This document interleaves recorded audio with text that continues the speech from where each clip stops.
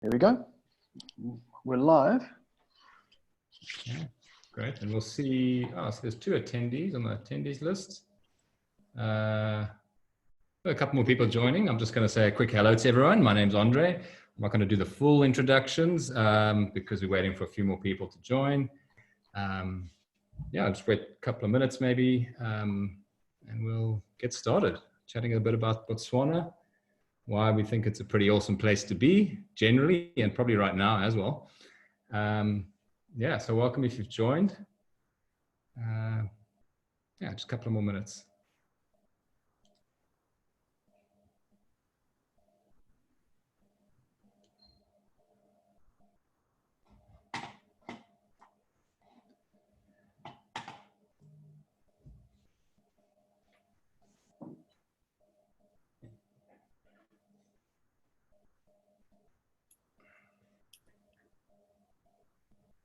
Steve, you there on the other side?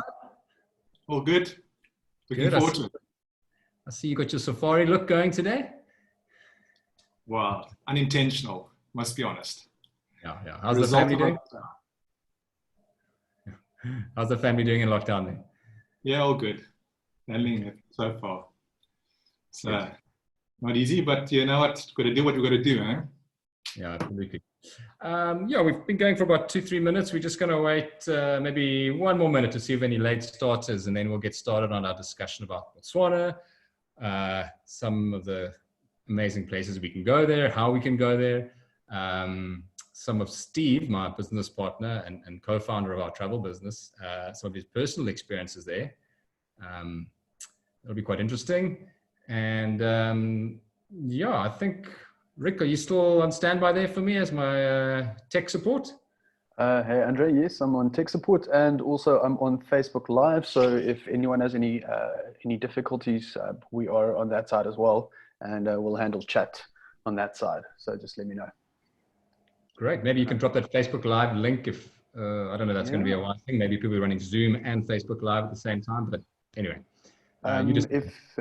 If you can't run, if you've got some problems with Zoom, then you can just go directly to Facebook Live. So I'm dropping that link in the chat now, which will be on the right-hand side, probably the right-hand side of your screen, knowing the Zoom layout. But if you do have any problems, you can also email me, and I'll try and assist. My email address is here. There we go. Great. Well, I think we've 3 minutes past 5. We like to be punctual. We sometimes run on African time, but yeah, I want to just say a big welcome to everyone joining us for our first ever Safari Campfireside webinar. With me today is Steve Conradi, my business partner in our travel business. We started some 18 years ago, where back then I was a 20-something-year-old computer geek that had done very little travel around Africa, and Steve had been everywhere and everywhere. And now, many years later, we've helped thousands of people experience our beautiful continent. Steve is sitting on a webinar. He was a non-techie then. He's absolute techie now. And I was a complete novice in Africa, and now I've been to some amazing places. And I think today is about sharing that with you and helping you plan your next adventure, whenever it may be, hopefully in the near future. So yeah, that's sort of our quick introductions. My name is Andre van Kets, Steve Conradi, and Botswana is our focus. We've got a bit of an agenda we're going to follow today, which I'll hopefully show you in a second. First off, we'll focus on some of the destinations and why Botswana is so interesting and amazing, different ways we can do it, some of the costs involved, and the best time to travel. Then we'll field a few questions midway, have a little sort of just check out and have a quick break to see what everyone's on their minds. And then some of the more sort of pressing questions, maybe even around COVID and how we get to Botswana, the practicalities, what vaccines, etc., and how we can actually get started with that. So yeah, to kick off, I think I just want to, the big question is why Botswana? And from my perspective, as a relative novice compared to Steve, it's basically recognized as the most highly rated Botswana destination, safari destination in the world. It's got the lowest density of tourism numbers, so you have a real exclusive experience, great wildlife, such diversity in geography and terrain, a low population of people there, which means that the wildlife really thrives, and a tremendously politically stable country. The only con which I could sort of find when doing this research and gathering data was that it's a relatively upmarket destination. There's not a lot of mid to lower lodges, but there are mid and lower options, which we'll discuss. And I think that's where Steve really comes to the forte, because when he started out traveling, it was really do it yourself in his Land Rover on his own. And now we've learned that there's also these lodges. There's many ways to experience Botswana. So without further ado, I want to introduce Steve. Steve, if you can give us your personal anecdotes and why you really believe Botswana is such a great destination for visitors. Thank you, Andre. Thanks for that wonderful introduction.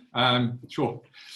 Yeah, not quite the techie that's expectations there, but yeah, let me share some of the bush experience with you. I've been going to the bush, specifically Botswana, for almost 30 odd years now. It's my passion, it's my love. It's what I've enjoyed doing since I could get there. And yeah, today I just hope I could share some of that information with you. It's been an amazing journey, and I'm very blessed that I've been able to turn my passion into a business. I've got some wonderful colleagues who've shared the same sort of passion over the years. Fortunate enough to show some of those beautiful places. Yeah, and today we starting with Botswana, which happens to be my most favorite destination. I think my first experience was in the early 1990s, traveling up, as Andre mentioned, in my very, very rusty and dilapidated 3 Series Land Rover. I think I spent more time under the bonnet than I did actually driving it. But yeah, that's part of the fun, I suppose. Why Botswana? Well, Botswana, being a landlocked country, is hugely unique. Unique in the sense that they have a very, very cool policy, in my opinion, and that is a low density, low impact policy. Botswana itself has, well, especially in the reserves themselves and the concessions, in fact, there are no roads, there are no tar roads, there are no gravel roads, all there are tracks. And quite often these tracks get washed away in the wet season and new ones are made the next year. So it is the most unique and most wonderful place you can get if you're looking for authenticity. Authenticity is 100% found in Botswana. The country, well, the region itself is also very, very biodiverse. We have one of my favorite destinations in the north. We've got the actual Okavango Delta, which I'm sure most of you are familiar with. Okavango Delta is a inland panhandle, water flowing from the Okavango, through the Okavango River from Angola. It takes anything from 6 to 8 months to arrive in the delta. So the height of the water in the delta does not necessarily coincide with the rain season.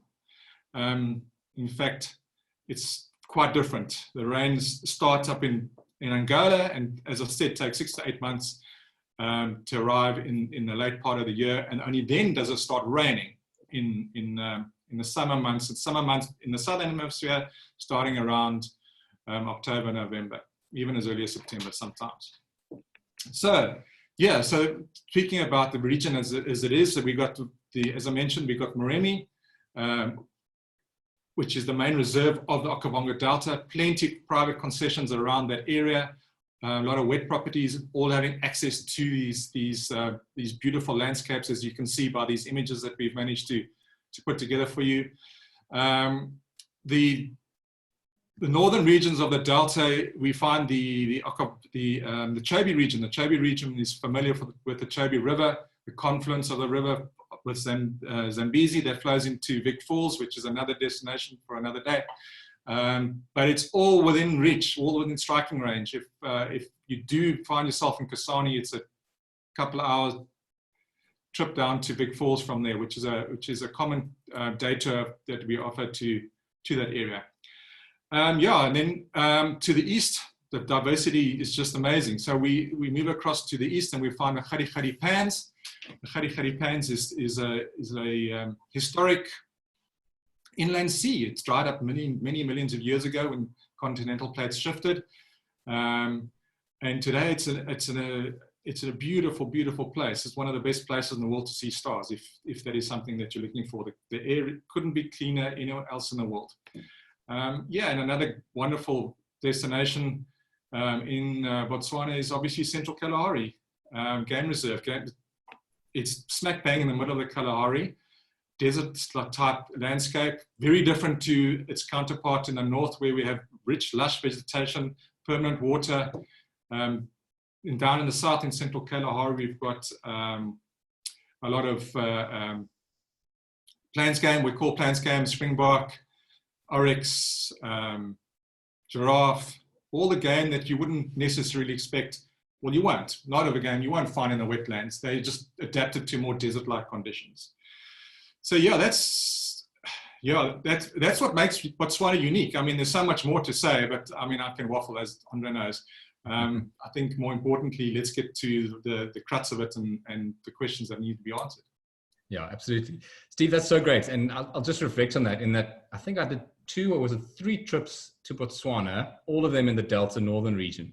And only on my 4th or 5th one was with you in a self-drive 4x4 trip, where we went to Makgadikgadi Pan. So now in my head, as a relative newbie, I thought, it's all about waterways and the lush and the elephants, and it was amazing. I loved it. But then I saw that there's also these desert scapes, the pans, and this spot, Kubu Island, which is just like, if I think of Botswana, obviously it's a water, but this is a spot where it's an oasis of baobab trees. You're surrounded by these things and these outcrop of rocks, and at night, just the most remarkable stars. So there's these places that aren't sort of on the regular tourist maps, but are lesser known, and you've got to work a little harder to get to. You've got to drive those 2-3 extra hours to get there if you're on a self-drive trip. And I think some of the lodges will do sort of really exclusive drop-ins to go see some of these places, but to really explore Botswana fully, you need 3-4 weeks, and then you can do it in a vehicle. But we know not everyone has that, and some people need to cover it, say, in a week or two, however much time you have for your holiday. And Steve, maybe there's a chance for you to tell us about one of your more favorite spots that you recently discovered on your last trip. I think it was with Alice early in the year or late last year. Yes, one of the questions that was raised earlier on, I think it was from Michael. Michael asked, what hides are there in and around Botswana? And funny enough, I just happened to be at a stunning hide end of last year when we were doing a site inspection. It's at a lodge called Hyena Pan, which happens to be in Chobe Reserve, just north of the Kwai region. They have an absolutely stunning hide that they built into the ground right up against the waterhole. And this is an image that you see. There we go, some better pictures. I've been to many hides, and Michael, to answer your question, most of the lodges in Botswana do offer this sort of service, where that's a ground sunk hide or a bird hide or a bush hide. Most of them actually do offer this sort of thing. This one I found particularly amazing, besides the fact of getting some amazing shots. For some reason, the elephants have become totally habituated to the vehicle and the people that come visit the hide on a regular basis. Obviously, you would guide it on a game drive vehicle to the hide, and they will pull the vehicle right up alongside the hide, and you would then climb into the hide and then, for as long as you need, sit there and take your photographs. Elephants are there in abundance. Part of the Chobe Reserve, and we all know that Chobe is famous for the elephants. But what was amazing and unique was how tame these elephants and how comfortable they were around us. They weren't tame, of course, but they were really comfortable, to a point where we actually had to hang around this vehicle, stay in the vehicle for a good 10-15 minutes before we were able to get out, because the elephants actually are leaning up against the vehicle. It was that crazy. It was a wonderful experience. And likewise, getting out, we had to just be really careful getting out the vehicle and climbing onto the vehicle, or getting out the hide, climbing onto the vehicle without getting in the way of an elephant. It's really stunning. So that is one of the destinations, Hyena Pan, and there's many I can recommend. It's obviously being a natural selection property, it's one of the better ones around. But if you're looking for a self-drive destination, there's a lodge in Senyati lodge in Kasane called Senyati Camp. Senyati Camp has also got their own hide, and it's a relatively cheap camp. In fact, they offer camping facilities for self-drives. The lodging is relatively cheap, but they have a similar sort of experience. Times that I've spent there, I've always seen wildlife come down to the water. So yeah, that's more of a budget option. But if you're looking to travel anywhere around Botswana, most of them are going to have wonderful photographic highs. Great, Steve. Thanks. Then when we were chatting earlier, I think it was a term which, I think you use all the time because you're really out there inspecting all these properties, but you spoke about wet properties. And again, that's just a unique thing of Botswana. Wherever you go in the north, there's water everywhere. Like this shot of this lodge, maybe you recognize it. I don't recognize it. But it's moments like that and places like that people can experience. And you don't get that in a lot of other safari destinations. You're not going to be sitting in ankle deep water in the Kruger very easily having an experience like this. But it's commonplace in Botswana and all of their lodges. Yeah. Great. Then one thing we really wanted to cover quite nicely is that to break down that perception of Botswana only being a luxury destination. We know it's really good at that, but there are other ways to do it, and you can self-drive it. Steve's favorite. You can go in mobile tented camps. And we're going to just show you. I'll flick you through a few images of these types of experiences. And Steve, maybe just chat us through what each of these are like and who they're for, maybe, and touch on perhaps sort of the cost scale as you kind of move from one experience to the next. Sure. Thanks, Andre. Yeah. As Andre mentioned, self-drive is still my favorite. I mean, I'm very blessed that I'm able to visit all these beautiful lodges. But I still, when I go on holiday, I'll go back to Botswana in my vehicle, ready to experience the bush for what it is. And to give you a bit of an understanding, the difference is that when one self-drives, you are really able to immerse yourself in the experience. The wonderful thing about the camps in Botswana is they're not fenced. So you have a height of activity around your campsite, even in the evening or in the morning. It's not uncommon to have visitors through the night and through the day. And that is as scary as it looks. If you understand the bush and accept it for what it is, it's a wonderful experience. It's not for everybody, and I totally understand that. Driving conditions can be harsh, long days in the car, hot. You rely on the aircon of the vehicle. There's no aircon outside. But it is a budget way of traveling around Botswana in a very authentic way. And you can do it from a couple $100 a day, including hire of the vehicle and camp fees. And the wonderful thing about this experience is it's very remote. So very seldom do you find other travelers. They're not that many. That's one of the policies that Botswana have instilled, as I mentioned earlier, low impact, low volume. So even the campsites have really low volumes. There's only 8 or 10 campsites in an entire camp, of which is only a handful in the entire Moremi and Chobe reserves. So you even on your game drives, it's nowhere near as busy as a more popular destination would be like for instance, in the Kruger National Park on a self-drive. Obviously, there's concessions in around Kruger that is private, and that's a different. That's for a different day. But on the self-drive, nothing beats Botswana. It really is so authentic. As I said, no tar roads, all tracks, and the game and wildlife is extremely diverse. So it's a really authentic experience. Steve, what I'll just chime in here. When we did that first trip many years ago together to Botswana, I mean, you done my first trip with you. I remember in the morning, our little tent flap that we lay down to put our shoes on disappeared, and we found it like in the bushes, I don't know, 200 meters away, because the hyenas had come and dragged it off in the night. And I'm sure you've got many stories about the lions that come and sniff around the tent while you're sleeping. But it's thrilling, it's exciting. I'm sure it's not for everyone, but for those that are familiar maybe with sort of wild camping in the US, there's grizzly bears and whatnot. It's a very similar kind of set of risks and set of excitement that goes with it. What we do offer is a lot of rooftop tents, which gives people another sense of security. But I know you love sleeping on the ground tent, so I'll let you stay there while I stay on top. Yeah, look, if you respect the wildlife, they will respect you, and that's what it boils down to at the end of the day. Yeah, and maybe before we move on to the next one, I'll just, on this slide we're looking at with that little loop on Google Maps, That's starting in Joburg, round trip all the way up to Chobe. How many nights, like, is the fastest you could do it? And how many nights would you recommend people do a loop like that captures quite a bit of... Andre, that would typically be about 12, 14 night trip. I mean, you know, I wouldn't want to do it any less. You're just going to spend too much time driving. But you could definitely extend that out to a 20, 21 day trip if you had the time and you wanted to really spend some time in the quality areas. And it looks like it gets through the Pans. It does a lot of time up in the Delta, Moremi. Yeah. You pass through Mount, and maybe even some kind of hop across the Kalahari. I don't know on that particular itinerary, but this is the kind of stuff which is quite exciting. And we have a lot of clients that do it and come back just raving. Yeah. And it's not as expensive as those luxury lodges. Not at all. And it's worth mentioning, that's a service that we offer. In fact, last night I was working on a 45-day itinerary for someone, and it was an absolute pleasure planning it. You know, I can do it blindfolded now.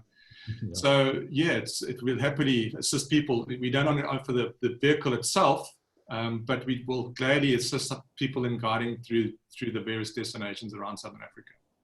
Okay, let's switch over to sort of the next level up, if you will, where it's almost a hybrid of luxury guided, but still the authentic camping experience. Talk us through this. I'll flick through a couple of pictures for the audience. Great. So mobile tented camps and safaris for that matter is the next step up from a self-drive. When I say next step up as far as price is concerned. Once again, it's not for everybody. The difference here is that you've got a lot of assistance and you've got the guidance of qualified guides. Quite often, these particular mobile safaris are what we call set departures. They leave on a certain date, and you join. If you're a single person couple, no matter what it is, you tend to join as another smaller group. 6, 12 people generally is the size of a tented safari. And they'll pick you up in a arrival destination like Mount Kusani and drive you through various parts of the reserves and set up camp for you. You get different grades. You saw a little, what we call a dome tent on one of the first slides, right to one of these wonderful bigger luxury tents that are got proper beds in them, as you can see. Really, really comfortable. So no flushing toilets, unfortunately. It's still a portable or long drop, but it is private, and you have the added service of a full-time guide and a full-time chef and a crew. So you get your food made for you, you get your morning coffee all done for you. So it's a lovely compromise, not having to self-drive, but still having the same authentic in the bush experience.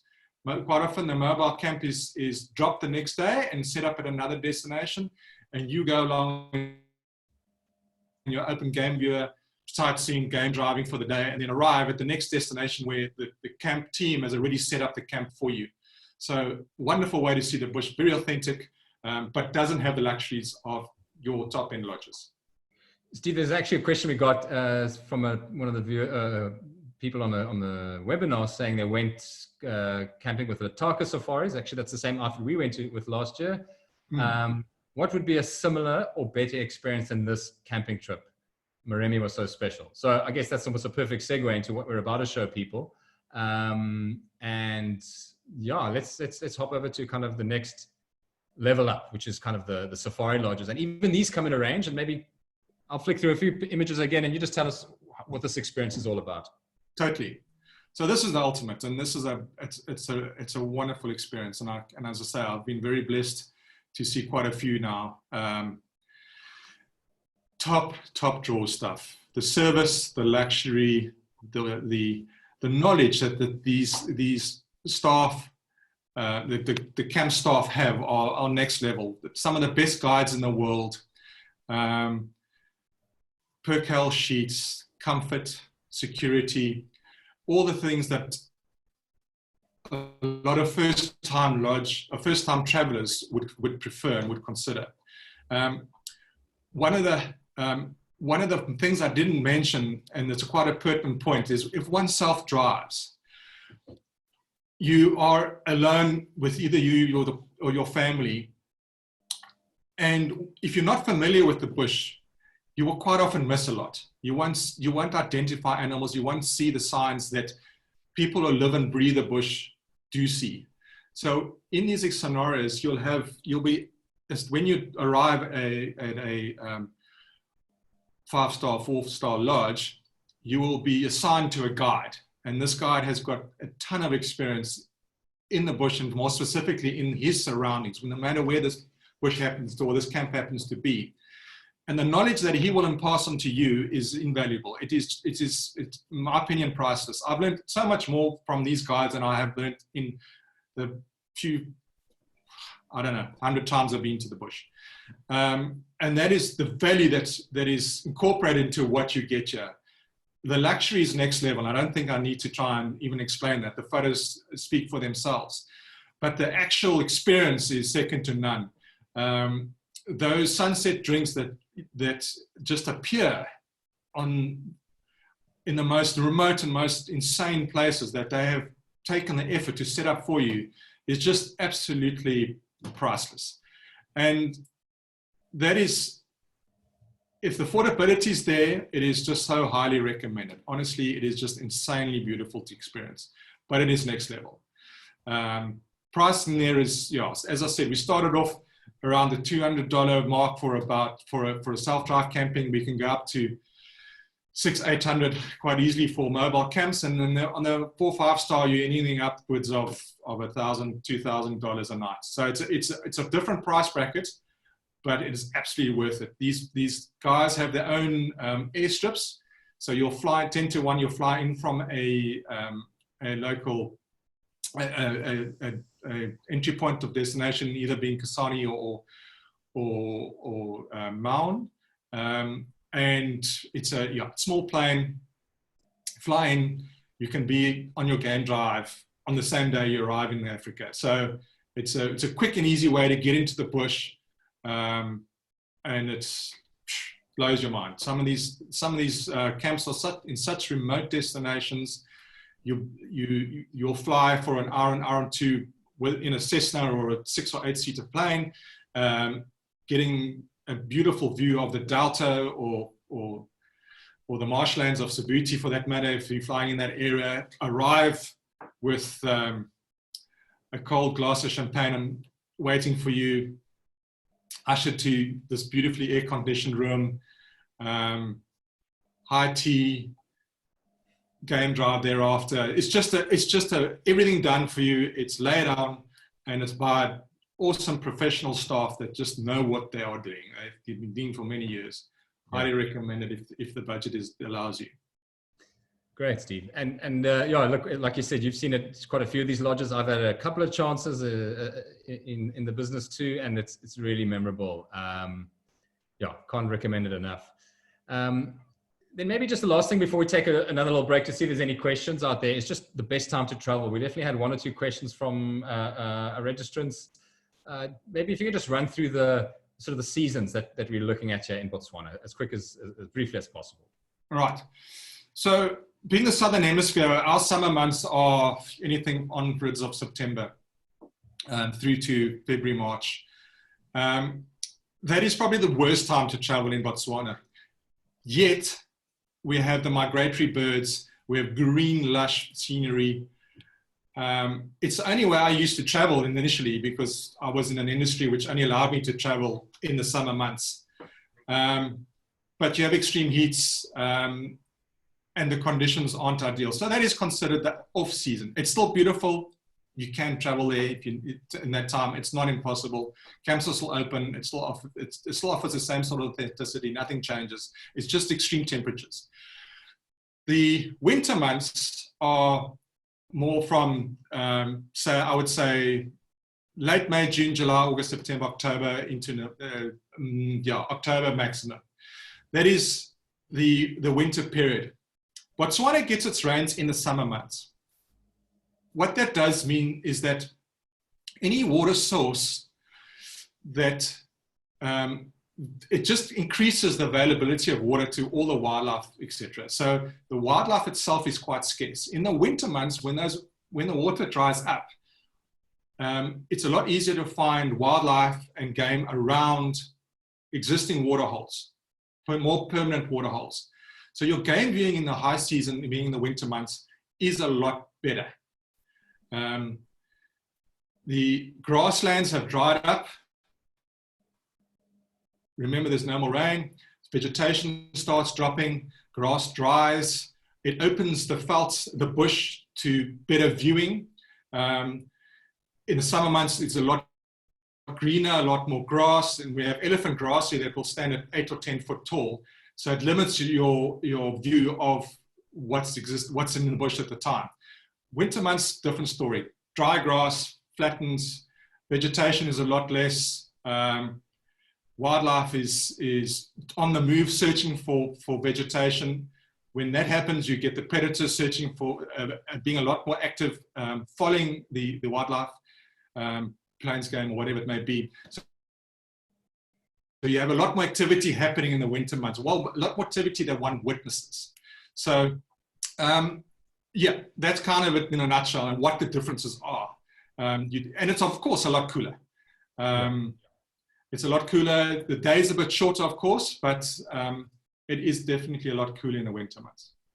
And then I'm guessing, Steve, there's sort of that in-between cusp season, you know, as summer goes to winter and winter to summer, where perhaps, correct if I'm wrong, I think some of the lodges might offer slightly sort of off-season rates, but it hasn't got to those soaring temperatures yet. So that's often a good sort of months to look at, you know, the March, Aprils, and the October, Novembers. Totally. And the lodges aren't as fully booked. And I mean, not that Botswana is ever really crowded, but you might get more personal service at a lodge that's only got half of the rooms full, not, you know, at full capacity. Yeah. And you might be in the back of that safari vehicle on your own, not with one other couple or something. Absolutely. No, there's lots of advantages, and I mean, it's priced accordingly. So that's also a wonderful thing, is that you can travel based on your budget. Any time of the year, in my opinion, is an amazing experience in Botswana. I would probably not be going to Central Kalahari in the middle of summer, though. I've done that. If you don't enjoy the heat, not recommended. Okay, all right. I think that gives everyone a good idea, Steve. Thanks. I'm going to just see, we've kind of halfway through our agenda and 30 odd minutes in. So the second half might fly by a bit quicker and have a chance for more questions. Rick, anything that's come up in the chat or from the audience that for Steve or I to tackle at this point? Megan has been chatting to John here in the chat, but the question basically coming from John is, with your self-drive option, you know, your $200 per person per night, what kind of does that include? You know, obviously you've got your plain self-drive option where you're just renting the car versus a more guided option. But yeah, I think just what does that include if you do the self-drive option for you, Steve? Sure. Look, yeah, for $200, you're going to get everything you need. Look, there's quite a variation in the vehicle options. You get anything from a standard single cab ute that's got a rooftop tent that's kind of designed for 2 people only. That's your kind of entry level, to what we call now bush campers, that has everything that opens and shuts and is for 4 people. And there's quite a big variance in that hiring of that vehicle. Depends entirely on your comfort requirements as well as your budget. Then there are, obviously you've got your fuel, which is standard no matter what vehicle, is pretty much going to cost you the same. On average Botswana trip, a round trip from Cape Town, I usually do about 6,000 or 7,000 kilometers. So you can work that back. But from Joburg, you could probably do a lot less. You can probably get away with 3 to 4. That's right into Botswana and back. The other cost thereafter is camp fees. Botswana's camp fees are not as cheap as they are in South Africa or even Namibia for that matter, but the authenticity is there. There's nowhere in the world that you're going to get that sort of experience where you can, and I've had it so often, sitting around a campfire, an elephant just walks right past you. I've had a hyena sniff in my ear. I didn't even know it was there. It's that authenticity that you won't get in any other camp. The camps in South Africa are fenced. They are a lot more sophisticated, if that's the right word. Whereas Botswana it's basic and rural. Even ablutions are a new thing. When I was going to Botswana in the 90s, pollutions didn't exist. We had a spade. So it's really authentic, and they've kept it that way. So because it's a low cost, a low density, low impact policy, the costs tend to be slightly high, but in my opinion, totally worth it. So I would say for a couple $100, you're going to get the full pack. It includes your food, includes your camping, includes your park fees, and includes the vehicle hire and fuel. I honestly believe you can probably budget in a couple $100 a day. Great. Thanks, Steve. Rick, I'm also watching the chat here. There's something that's just come through. Is the self-drive guided cost calculated to the $200? I think the answer there is no. That's when you're really going on your own. If you want to go on one of those, Steve, there's two types of guided. Maybe just clarify that, lead vehicle. You take it.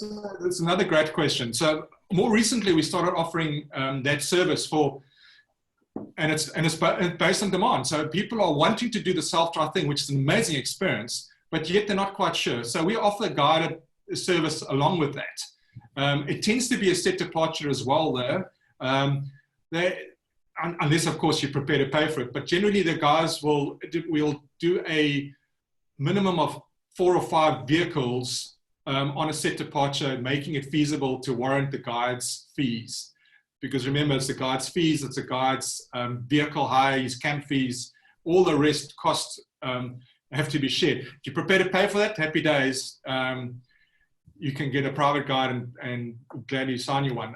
But generally what's happening in the industry is we're finding that we're getting set departures happening every now and then that you can hop on at a certain time and still have the authentic camping experience, but be guided.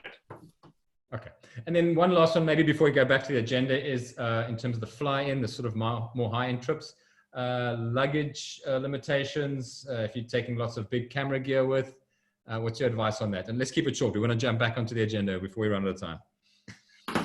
Yeah, so soft bags, rule number 1. Soft bags, no matter how you travel in Botswana, they are easy to pack in self-drive vehicles, and they are pretty much a requirement when you do go to the private lodges, and you're going to get that memo when you do book. When you book, you will get a list of criteria that you will need to get. Soft bags, camera equipment's not a problem. It's that is kind of treated as separate. You can take whatever camera equipment you need. It's not a problem. Just quite often the lodges request that if you're going to take your clothing bag, it's not a massive 24 kilo wheelie bag that is hard case, because you won't get it on the plane. It won't fit. I've witnessed people having to unpack their bag into the airplane and leave their hard bag at the airport. Going to be there for when you get back, but not going to go. It's not going to be there. We're not going to go with you to the lodge. Put it that way. Okay, that makes sense, Steve. I think I'm going to jump back onto the agenda, and we'll have time at the end to carry on too, if needs be. All right, so getting there, I'll quickly field this. In terms of flying into Africa, I think most of our attendees are from US. So Delta has direct flights to Cape Town, recently started. I'm not sure, I don't think they're flying right now. But yeah, that's your fairly new thing. Earlier this year or late last year started up. Otherwise, the most common route into Botswana is via Johannesburg. There you can go through any of the European airlines that have code shares with the US carriers. You've got the Middle East sort of fleet that'll all connect through to Joburg and Cape Town. And then once you're at Cape Town or Joburg, you can see sort of on the map, the flight time from Cape Town to Joburg is 2 hours. So the 2 dots in Botswana are Maun and Kasane respectively. And those flights will take you 2.5 from Cape Town and I think 1.5 from Joburg. So literally when we did my most recent trip to Botswana was left Cape Town in the morning, landed in Maun sort of 2-3 hours later, and we were game driving that evening, sitting around the table. So it's, if Botswana is an add-on to a South Africa or Cape Town holiday, it really works very nicely. You can get in there very easily. I think I've covered sort of the flying in scenario, and when you get to Kasane and Maun, then you typically will transfer to one of these smaller planes that Steve was referring to, where you can only have the smaller bags, 6 or 10 or 12 passengers, and then you get taken through to your local lodge's airstrip. And that's incredible. Then it's like you're flying fairly low, not low to the ground, but you're flying close enough to see the elephant herds, see the giraffe. Yeah, just special. Steve, maybe you want to just field the self-drive sort of access points for our listeners? Sure. So most of the self-drive 4x4 vehicle tour operators are based in South Africa. Head office is being in South Africa. Although they do have branches all around Southern Africa, being Namibia and Botswana mostly. So the main routing for self-drive is to fly into Johannesburg or for Cape Town, that matter, and pick up your vehicle there straight away. Day and a half, you are in Botswana in the bush. It's the easiest and probably most cost-effective way of doing it. If time is not on your side, you can obviously fly from Joburg onto Maun or Kasane for that matter, and the vehicle will be there for you. They have depots there, and the vehicle can be there. It just means that you're saving a couple of days, maybe even 3 days of travel by not having to in and out of having to traverse from Joburg into Botswana. Yeah, I think that covers it, Andre. Is that? No, that's it. Perfect. And if there's more questions, obviously, guys, fire away. We'll see what we can do.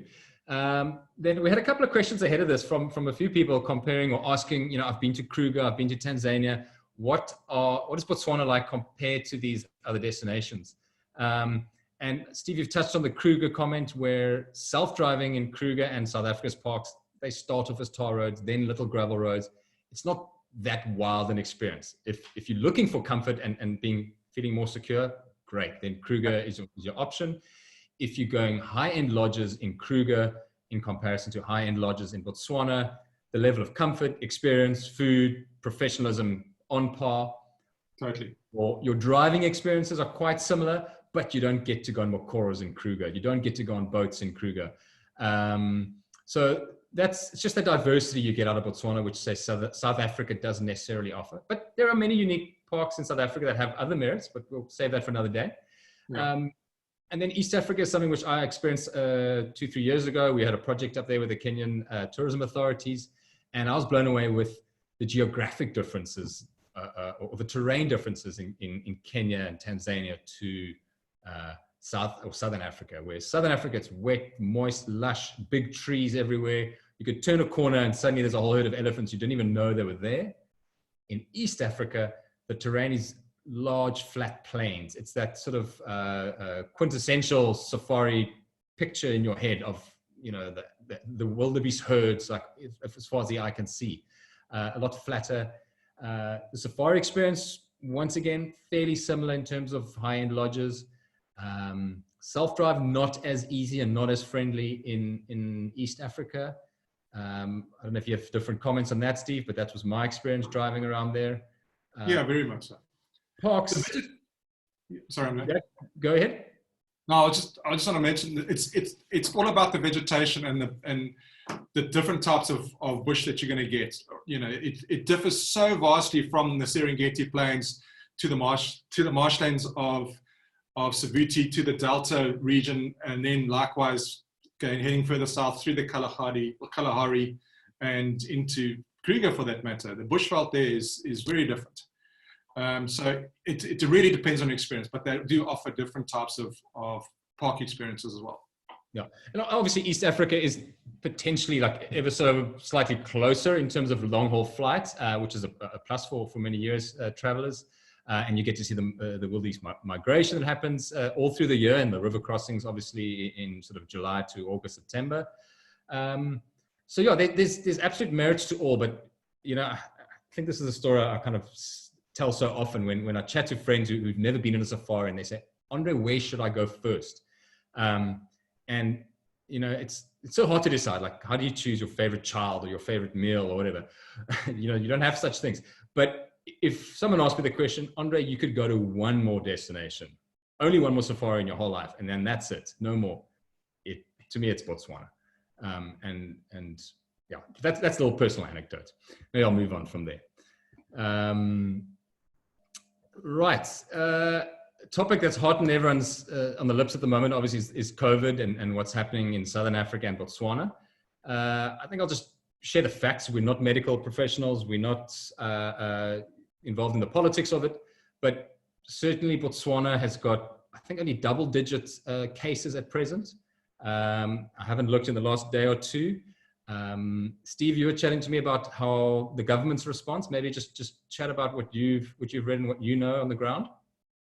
Yeah, I'm pretty impressed with the government response, but I think they're riding the back of South Africa. South Africa tends to be kind of a leader in Southern Africa. They have, fortunately, touch wood, they've had really low numbers, low cases of COVID, and have done exactly what South Africa's done, has put the entire country down in lockdown until the end of April, similar time to South Africa. So, you know, we're pretty optimistic that having such low numbers, that they're able to curb it quite quickly. We hope so, because I've got a trip planned in June. I really want to go. Great. And just, I mean, what I remember you saying is that their lockdown is still, I think, end of the month, end of October. Yeah, so end of April, yeah. Sorry, end of April. What did I say? October. End of April. Yeah, then hopefully borders back open again, and we can welcome guests back. So that's how we're operating at the moment. And of course, everything's changing on a daily and weekly basis. But this is how we're planning for our clients and for our guests at present. Sure. Last few practical questions. We had a few around visas, malaria, vaccines. What are the requirements for guests, for travelers to Botswana, Steve? So most countries don't require visas for visiting countries, that is, don't require visas for Botswana. You do obviously need a passport. That's essential for any country.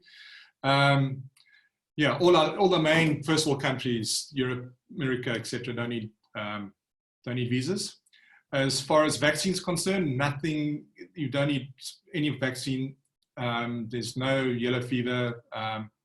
It's all fine. There is, however, malaria. More prolific in the summer months, though, not as bad in the winter. Yeah, is what it is. Just, I would suggest consulting your doctor, advising on what sort of medication you want to take, because there's various options on the market. Okay, great. And then, yeah, well, I think that's sort of the formal presentation. We want to save 10 minutes or so for questions. Rick, you still there? Can you tell us if there's anything else we should cover here? Yeah, just I've got a couple of questions on the Q&A here. John has asked, it sounds as if visiting several places is the norm. If we were going to be in Botswana for 3 weeks, how many lodges would you recommend visiting to minimize travel and get a feeling of getting to know each one? Obviously, you don't want to be rushing between lodges 24/7. So yeah, I think Steve, you would be able to answer that one for us. Sure. I think the average stay at a lodge is 2 to 3 nights. You know, but there's been cases where we've had clients spend 2 weeks in the same lodge. You know, just absolutely fall in love with the place, fall in love with what it offers, wonderful relationship with the guides, and just can't get enough of it. So it's a personal thing. If you're looking for a guide, I would say 3 nights, you know, 3 nights, 4 days kind of is more or less max if you want to move on. You could, yeah, 3 weeks, you could probably get away with 4 or 5 lodges in around Botswana quite easily. Cool. Fantastic. Okay, and then I've got one last question here from Jason. He's going to Cape Town via London, and he would like to know, you know, is it common? Is it a good idea to pick up in Cape Town and then go to Botswana? And then, you know, obviously, is there additional paperwork and stuff? I think you discussed some of that in terms of crossing borders and so on. Yeah, sure, I get that one. Yeah, yep. So totally doable. Absolutely. Yeah, look, I mean, you can start exploring from any town. You know, Cape Town, wonderful. 2 hours out of Cape Town, and you start experiencing, you know, our Karoo.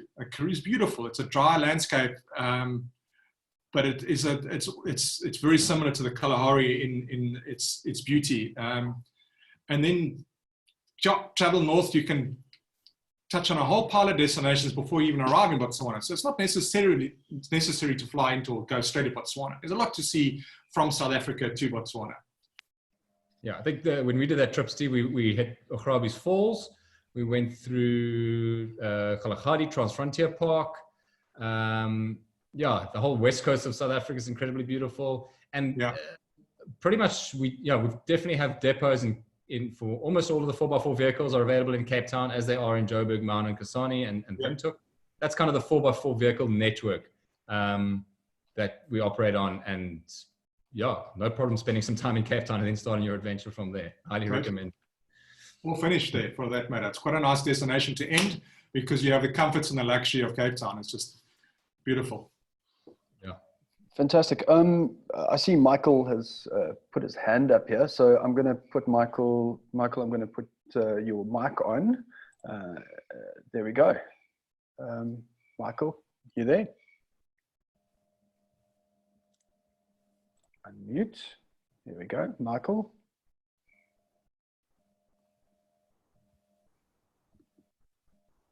Unmute. What if he has to unmute himself, perhaps? Yeah, Michael, if you just maybe check the bottom left corner there. I'm just looking through the pre-questions that came through, because I recognize that name when I saw the video, sort of his space in the video. Michael asked when signing up. Can you hear me? Oh, there we go. Okay. So my question, I have a few. When is it the best time to go as far as mosquitoes are concerned? In the winter months, Michael. The mosquitoes are a lot less prolific in winter because it's cooler. The mosquitoes enjoy the heat, and the summer they come out in their hordes. So in the winter, would you say that mosquitoes are a problem or not so much a problem? Not so much. No, not How at do you all. deal with the problem? No. What do you do with it? Just spray? Yeah. Spray yourself? Yeah, spray. Yeah, look, I mean, they're only going to come out in the evening anyway. They're not around during the day. So that's when you tend to be around the campfire. So we just wear long sleeve shirts and long pants and Steve, if I can hop in here with the anecdotes. When we did our trip recently, you and I know you never take the malaria meds. You just cover up and spray and make sure you're fine. I wanted to be the same as you. I aspired to be an adventurer, but my wife wouldn't let me. She insisted I took the malaria meds. So oftentimes it's not really the medical reasons or the health risk reasons to do it. There's often social factors. So yeah, it's not a requirement, but it's about common sense also. So you mentioned the three different types of accommodations in Botswana. My inclination is to look at the best accommodations, and those would be, I guess, the most expensive ones.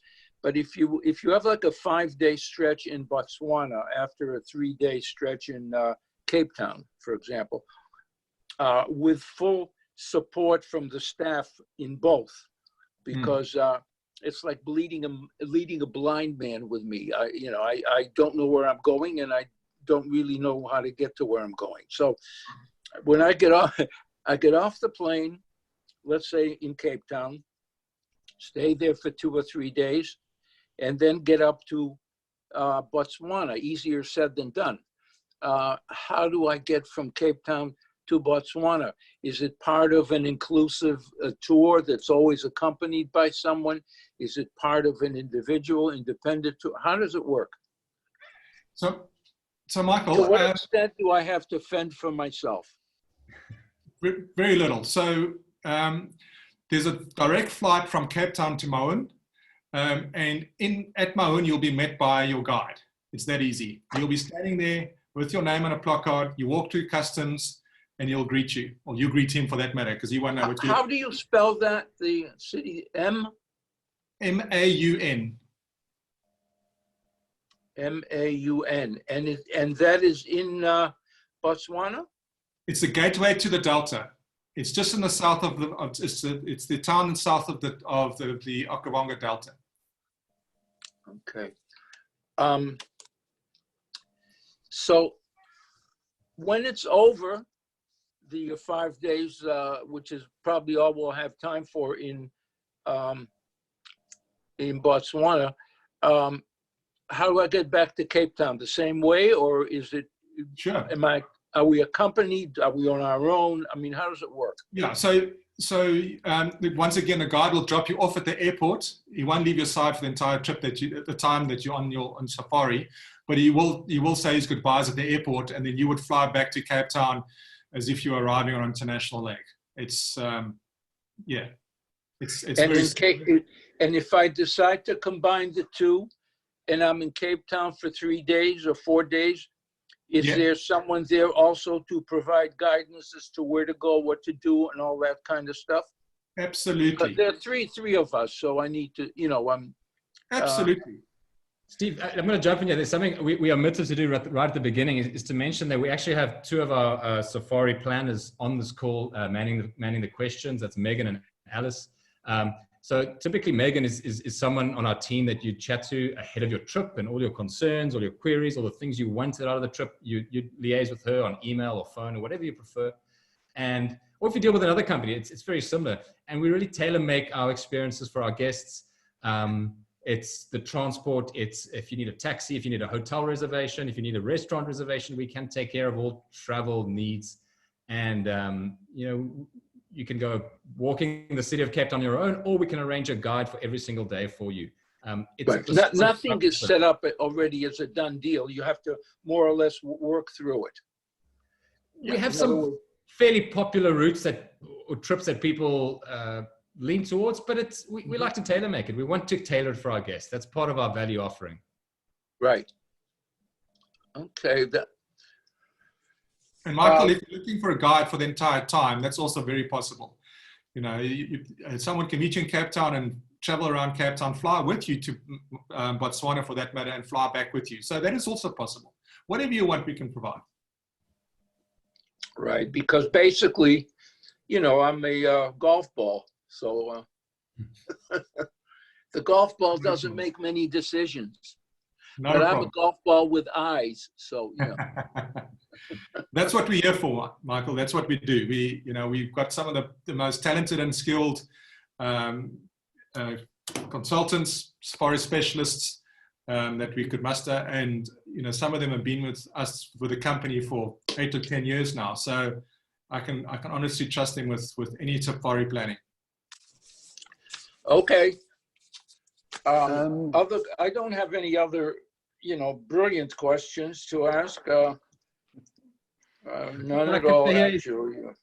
At the end of this presentation, we will pop our emails on the screen. So in fact, I'll do that now. Then everyone can kind of, if needs be, you can reach out to Steve, myself, or Megan and Alice. Fire your questions away. Rick, I see there are still a bunch of questions firing through. Should we see if we can tackle some of them while we got everyone online for the next few minutes before we wrap up? Yeah, I assume you can see these questions as well, but I'll read them out. And anyway, so for the self-drivers, John asks, for the self-drivers, is there a registered directory on a website where one can make contact with the private concession holders beyond the usual places like Third Bridge, Savuti?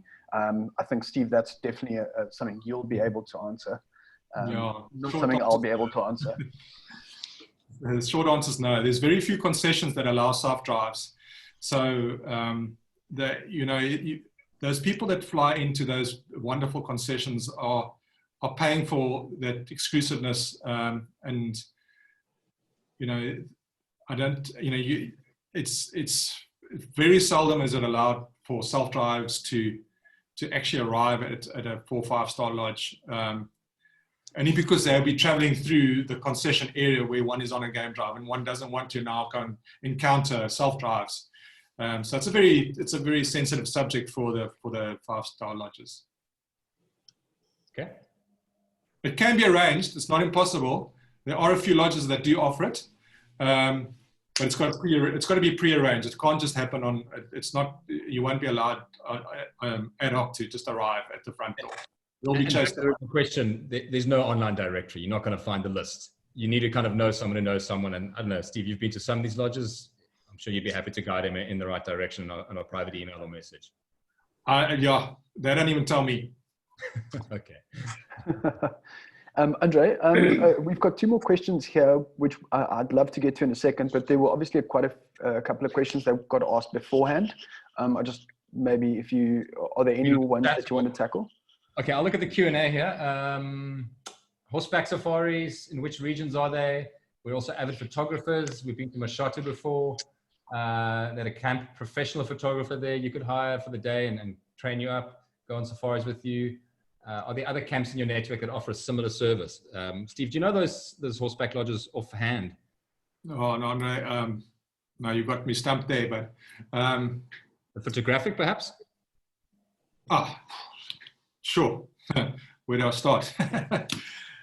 You know, I think the lodges are gearing more and more for photographers nowadays because people are wanting to have an experience. More and more people are looking to do something active, and there's wonderful, fully geared lodges that are geared for photographers. They have vehicles that have got proper gimbals and boats even that have proper set up gimbals, photographic chairs. So that line of things is becoming a lot more popular, a lot more of a requirement. People are wanting to go and not just have an experience of the wilderness and the bush, but actually come back, get a take back from it, come back with having learned something, how to take good photographs, or coming back with a memory of that particular time that they were there. And Steve, I'll just remember that conversation we had a couple of months ago with the guys from Pangolin, where I was surprised, and they're photographic specialists that we worked with. They've got that boat that you mentioned. He was saying that the majority of people joining their trips are novice photographers that after a week become completely hooked. Yeah. It's not only for the, semi-pros or the real serious amateurs. A lot of people go there, or the husband or wife is real passionate and the other person isn't. So they put a camera in that person's hand. But in the trip, they're taking better photos than their spouse. Yes. So that's the kind of stories we've heard. And there are a lot of... It's not good for a relationship, by the way, let me tell you. Fair enough. Okay, I think we can hop on to the next one here, which is, do you cater for people with special needs or disabilities? Yeah, absolutely. Absolutely. And I think there's most lodges are actually very geared up for it, but some have got an even higher level of I guess, accreditation and requirements being met.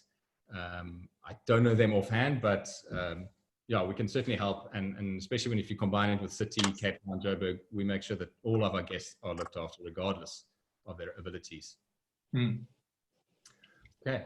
Rick, anything from the chat that I've missed that you want to bring to the fore?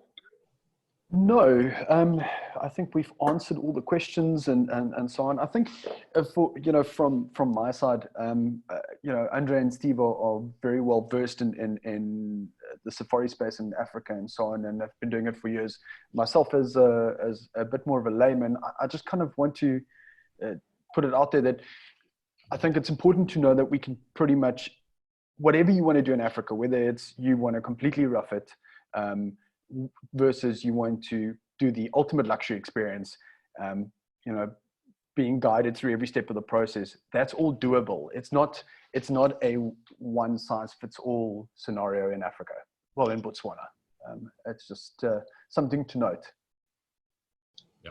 Thank you, Rick. Okay. No, thanks, Rick. Yeah, I don't see any new questions coming through, and I see some people are dropping off. So I think it's perfect time to sign off. Yeah, from my perspective, I just want to thank everyone for joining us. Thank you. Yeah, great. Oh, Michael is still there. Wonderful. And yeah, please, everyone stay safe, stay home if that's the requirement in wherever you live right now. We wish everyone the best in this incredible part of history we're living through.